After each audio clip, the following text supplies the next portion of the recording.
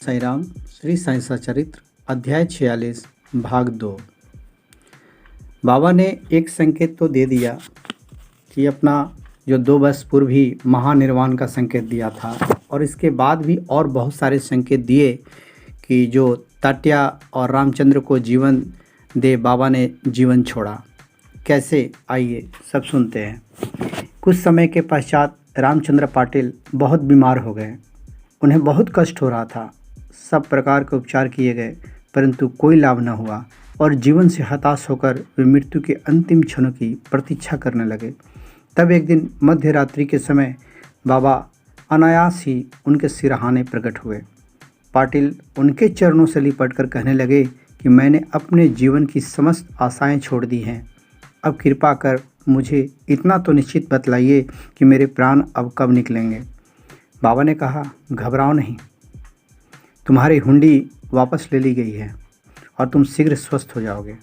मुझे तो केवल तात्या का भय है कि सन 1918 में विजयदशमी के दिन उसका देहांत हो जाएगा, किंतु यह भेद किसी से प्रकट न करना और न ही उसे बतलाना, अन्यथा वह अधिक भयभीत हो जाएगा। तो रामचंद्र अब पूर्ण रूप से स्वस्थ हो गए, परंतु वे तात्या के जीवन के लिए निराश हुए। उन्हें ज्ञात था कि बाबा के शब्द कभी असत्य नहीं निकल सकते और 2 वर्ष के पश्चात ही तात्या इस संसार से विदा हो जाएगा। उन्होंने यह भेद बाला सिंपी के अतिरिक्त किसी से भी प्रकट न किया। केवल 2 ही व्यक्ति, रामचंद्र दादा और बाला सिंपी, तात्या के जीवन के लिए चिंताग्रस्त और दुखी थे। रामचंद्र ने सैया त्याग दी और वे चलने फिरने लगे। समय तेजी से व्यतीत होने लगा। साके सन 1840 का भाद्रपद समाप्त होकर आश्विन मास प्रारंभ होने वाला ही था कि बाबा के वचन पूर्णतः सत्य निकले। तात्या बीमार पड़ गया और उसने चारपाई पकड़ ली। उसकी स्थिति इतनी गंभीर हो गई कि अब वह बाबा के दर्शन को भी जाने में असमर्थ हो गया।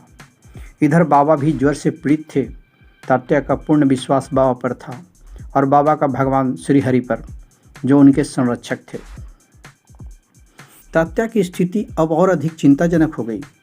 वह हिलडुल भी न सकता था, सदैव बाबा का स्मरण किया करता था। इधर बाबा की स्थिति उत्तरोत्तर गंभीर होने लगी। बाबा द्वारा बतलाया हुआ विजयदशमी का दिन भी निकट आ गया। तब रामचंद्र दादा और बाला सिंपी बहुत घबरा गए। उनका शरीर कांप रहा था, पसीने की धाराएं प्रवाहित हो रही थी। अब तात्या का अंतिम समय है।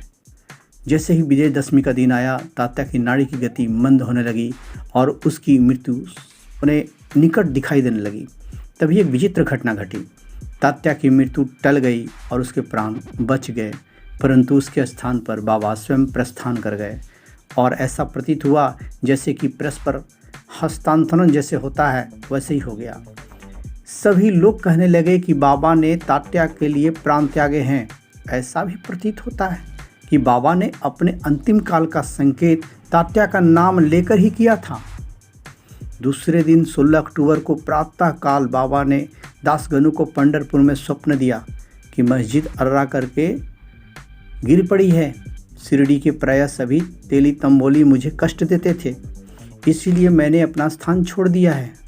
मैं तुम्हें यह सूचना देने आया हूँ कि शीघ्र वहाँ जाकर मेरे शरीर पर हर तरह के फूल इकट्ठा कर चढ़ाओ।